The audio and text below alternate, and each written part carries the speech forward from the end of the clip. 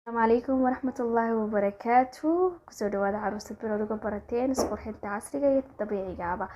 Maanta waxaan idin wadnaa mask timaha la marinayo, timaha ku bixinaya, timaha ku dheereynaya, nafaqo ku siinaya, timahaaga maasha Allah ay ku dhalaalayaan, ku qurxayaan maasha Allah. Kaale arag ay ku noqonayaan. Ta koobaad ay ka sameynayna waxa weeyaan waa beed.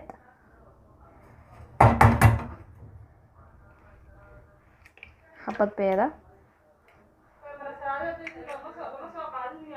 talabaad waxaan ku daraynaa biyaha bariiska oo ognahay timaha inay bixiyaan kaligood isticmaali karto, laakiin maanta waxaan ku daraynaa in yar baan ku daraynaa badnayn in ku dhex daraynaa.